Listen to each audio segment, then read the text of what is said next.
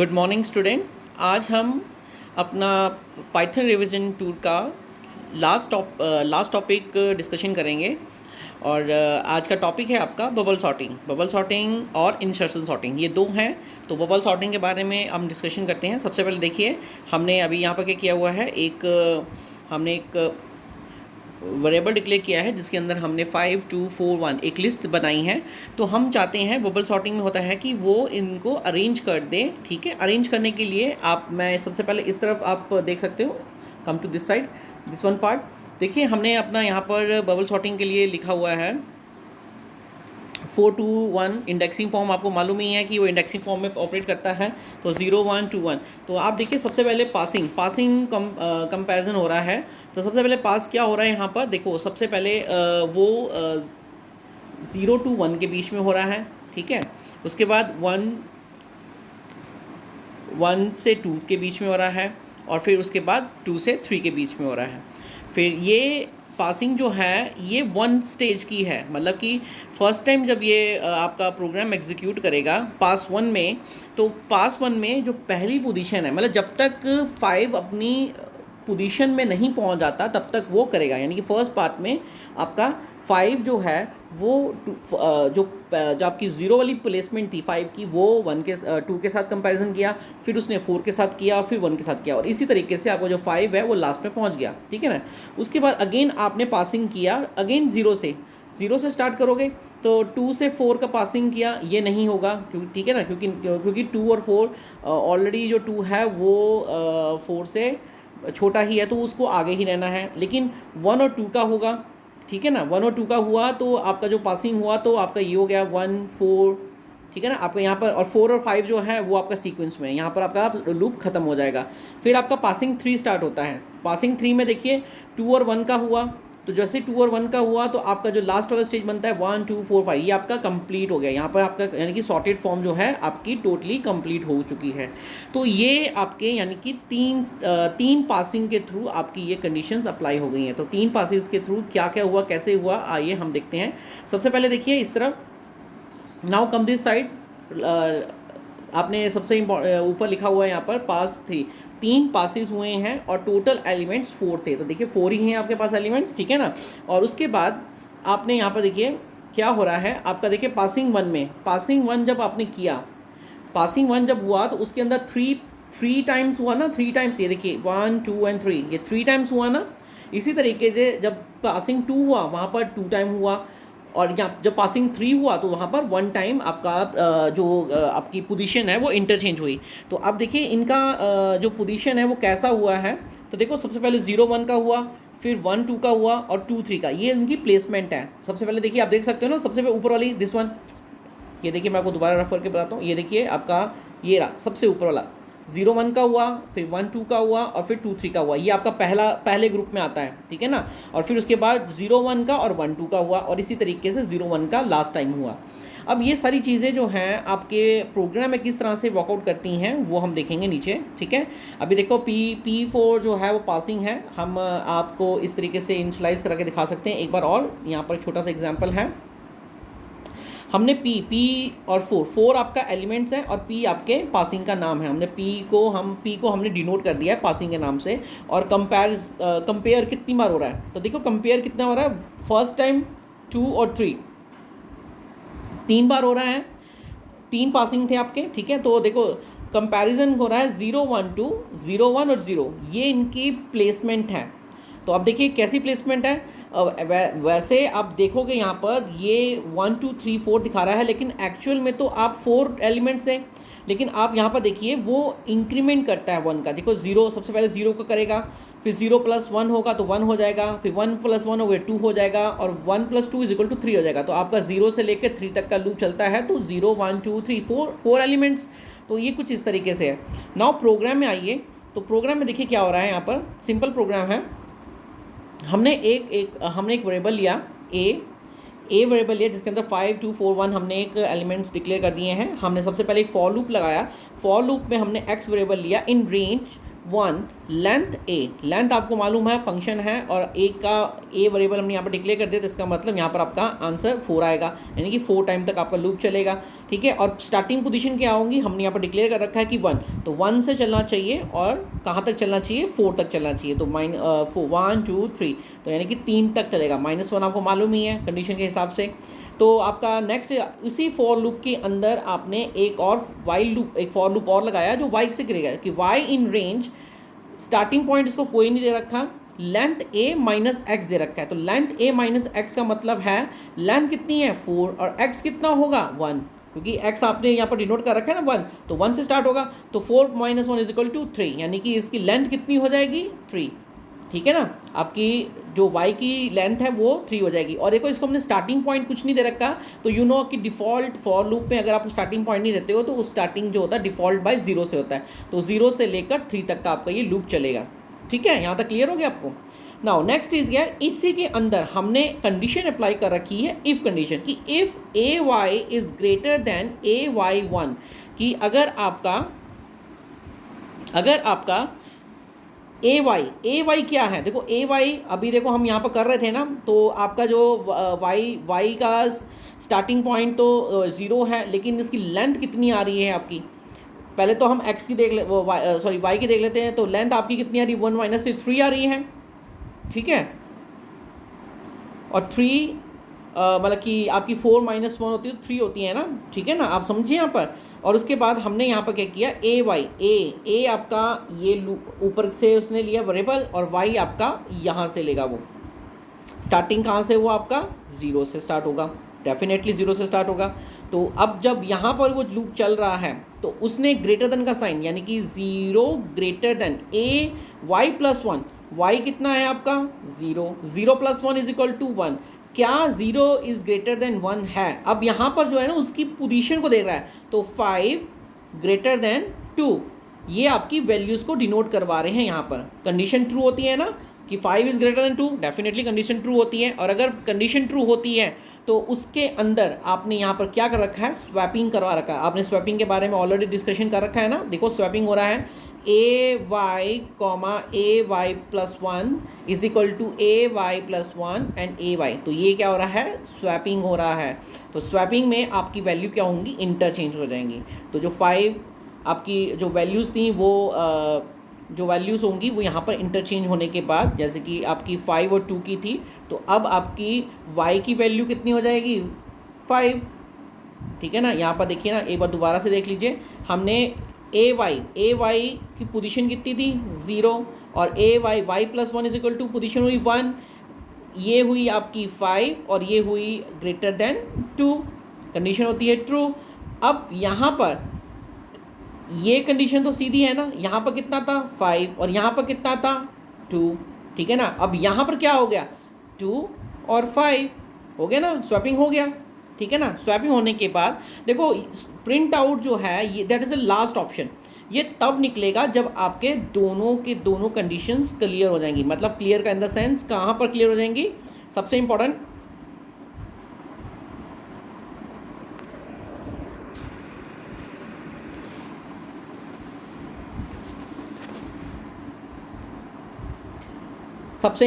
आप देखिए यहाँ पर, ये देखिए फॉर लूप, हमें मालूम है कि फॉर लूप हम जब लगाते हैं तो जब हमारा लूप है 1 से लेकर लेंथ कितनी है इसकी 4, तो 4 तक ये लूप तब तक चलता रहेगा। अभी तो उसने 1 पहली बार रन किया था ना, तो फर्स्ट टाइम रन होने पर मतलब कि जब आपका जो x है वो 1 था, तो 1 होने पर वो कितनी बार चलेगा 0 1 2, ठीक है ना, क्योंकि y में हमने क्या दे रखा है 4 माइनस 1 दे रखा है ना, तो 3, और 3 का आपको मालूम है कि 0 1 2, 3 नहीं आएगा क्योंकि 3 1 माइनस लीव करता है फॉर लूप में। तो आपके ये 3 के 3 चले ना। अब ये देखो ये क्या चीज़ थी, ये मैं यहाँ पर आपको मैंने यहाँ पर जो एक्सप्लेनेशन दिया है ना, ये वही है। देखो आपका जब x है, ये x है और ये y है, जब आपका x 1 था तो y 0 1 2 चला, जब आपका x 2 हुआ तो 0 1 चला, और जब आपका x 3 हुआ तो वो 0 चला। ये आपकी कंडीशंस हैं यहाँ पर, इसके हिसाब से आपका ये लूप चलता है, ठीक है। आपको क्लियर हुआ यहाँ पर। अब देखो फर्स्ट टाइम आपका लूप हो गया, इंटरचेंज हुआ। अब इसी तरीके से y जो है वो आपका फर्स्ट टाइम उसने इंटरचेंज कर दिया, अब वो सेकंड टाइम भी तो करेगा। देखो हमारे पास y की कंडीशन है ना, फर्स्ट टाइम, ये देखिए जब फर्स्ट टाइम उसने इंटरचेंज किया उसके बाद अगेन उसने इंटरचेंज करना है, तो अगेन करने का मतलब है उसके बाद अगली पोजीशन पकड़ेगा वो। तो अगली पोजीशन पकड़ने के लिए y की पोजीशन क्या होगी यहाँ पर, अब पहले थी हमारी 0, अब हो जाएगी 1, ठीक है ना। यहाँ पर पहले 0 थी ना, 0 और इसकी थी 1, ऐसे ही थी ना आपकी। और यहाँ पर पोजीशन क्या थी आपकी, 5 is greater than 2, condition true होती थी। अब जब इंक्रीमेंट होगा तो यहाँ पर 1 हो जाएगा और यहाँ पर 2 हो जाएगा डेफिनेटली। और अब आपके पास पोजीशन के हिसाब से 1 में कौन सी प्लेसमेंट है, देखो ये आपका जब इंटरचेंज हो जाएगा तो ये 2 5 4 1 ये होगा पोजीशन आपका। तो अब देखो 1 क्या पोजीशन आपकी, ये है, ठीक है ना, 0 1 2 3 ये पोजीशन है आपकी, और 2 की पोजीशन कौन सी है, 4।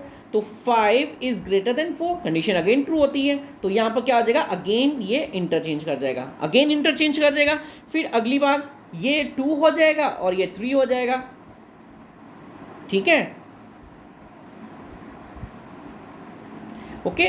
तब जब यहाँ पर आपका कंडीशन अप्लाई होने पर कंडीशन 2, तो अब फिर बाद में वही कंडीशन अप्लाई होगी। देखो अब जब ये इंटरचेंज हो जाएगा तो आपके पास जो वैल्यू बचेगी वो क्या होगी, यहाँ पर होगा आपका 2, फिर होगा 4, फिर होगा 5 और फिर होगा 1। तो अब देखिए उसके हिसाब से 0 1 2 3, तो 2 कितना है 5, ग्रेटर देन 3 कितना है 1, कंडीशन होती है ट्रू, फिर इंटरचेंज कर जाएगा। तो इस तरीके से ये आपके लूपिंग, आपका वाइल लूप फर्स्ट टर्म में जब आपका x1 था तो वो तीनों के तीनों लूपों को इंटरचेंज करेगा, और जो ये हमने यहाँ पर ये डिनोट कर रखा है ना दिस वन, ये वैल्यू हमारी सक्सेसफुल हो गई है।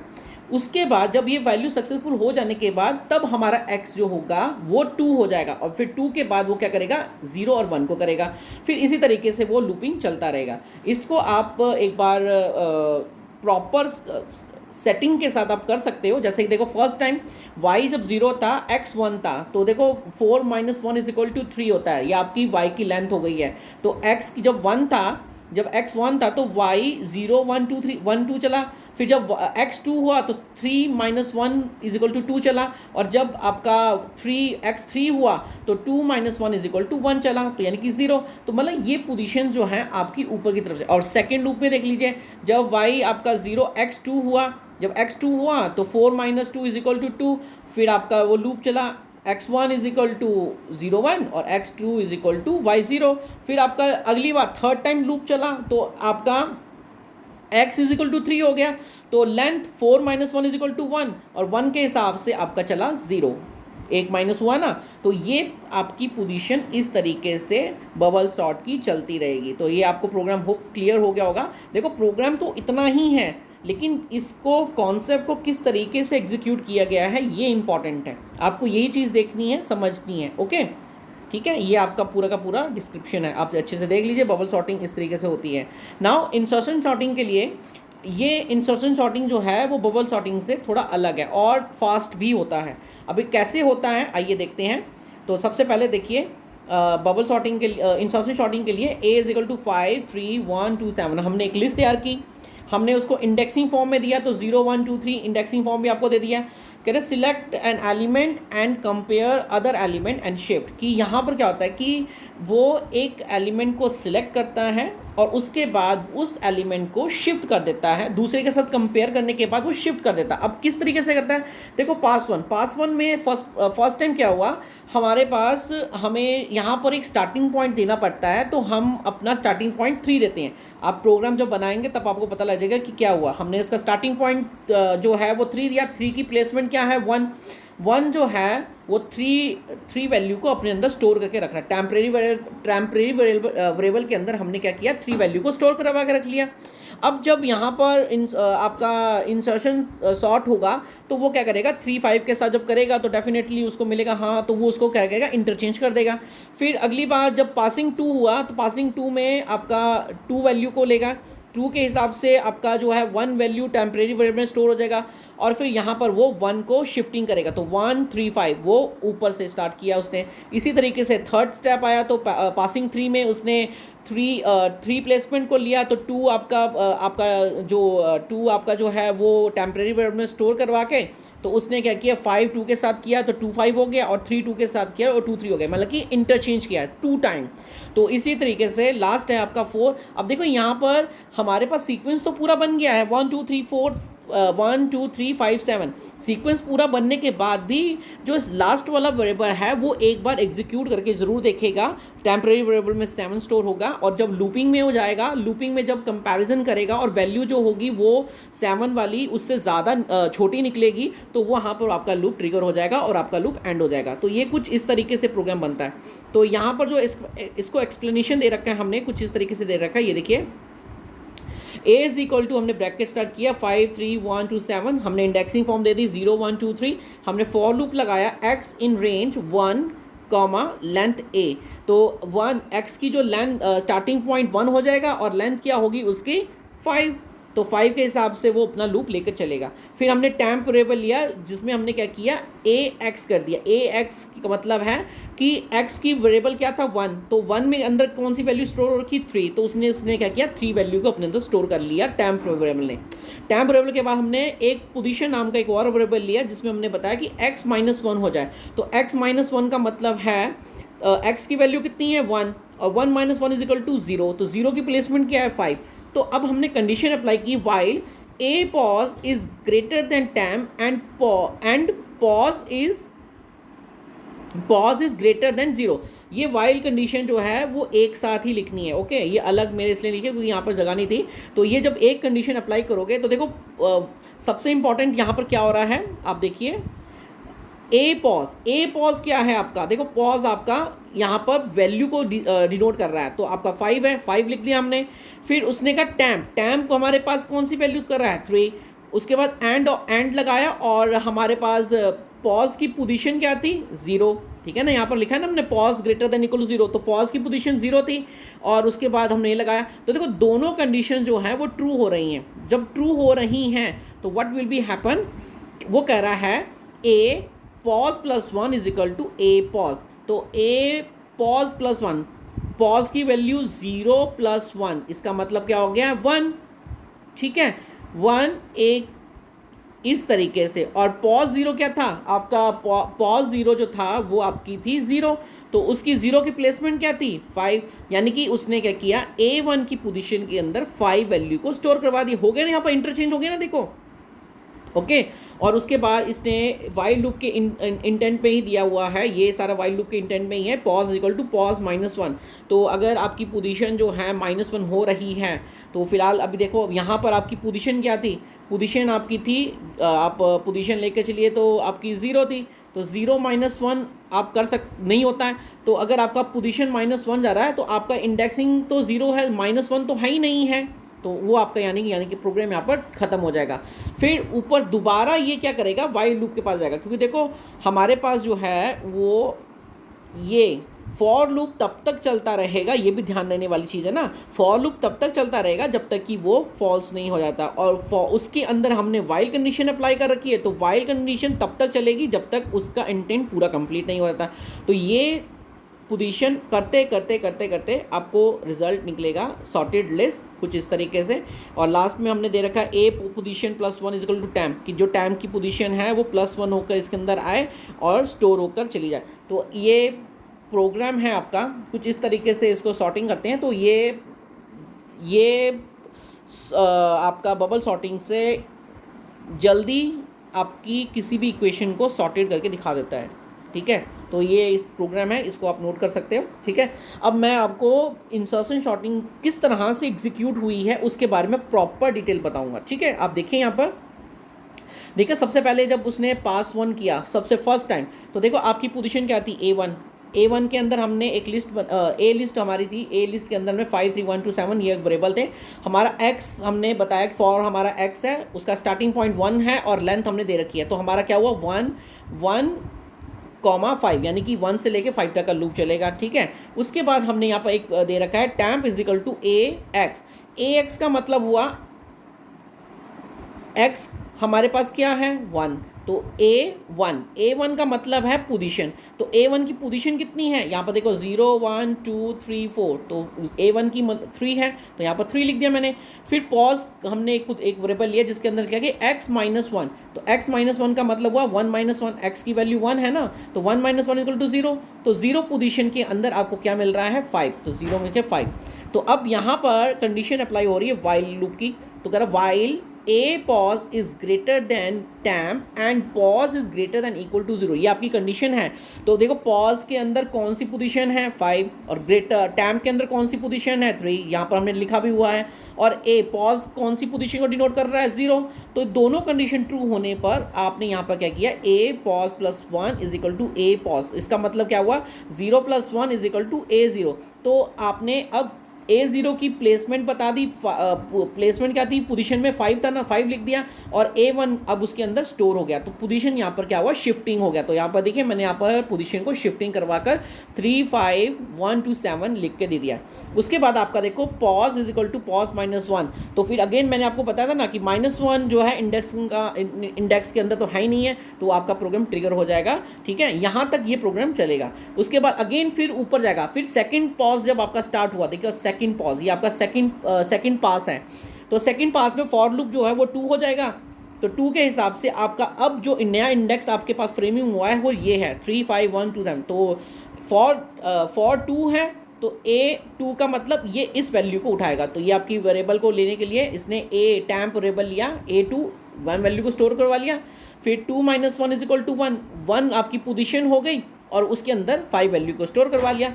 5 आपका 5 जो है वो वाइल लूप है, तो 5 आपका greater than 1 and 1 greater than equal to 0, तो 5 आपकी वैल्यू हो गई, 1 आपकी वैल्यू हो गई, ये आपको मैंने पीछे एक्सप्लेनेशन दिया था, सेम वैसे ही है, और 1 आपकी पोजीशन हो गई और ग्रेटर देन इक्वल टू 0, तो यहाँ पर भी कंडीशन आपकी ट्रू होती है। तो पॉज आपका 1 है, 1 + 1 इज इक्वल टू 2, और A1 जो है वो आपकी पोजीशन है 5। तो अब इस हिसाब से A2 की जो शिफ्टिंग हुई है वो अब ऐसे होगी, जैसे आपको मैंने यहाँ पर डिनोट करके दिखा रहा हूँ, लाइक दिस वन, ठीक है ना, शिफ्टिंग होगी ना यहाँ पर।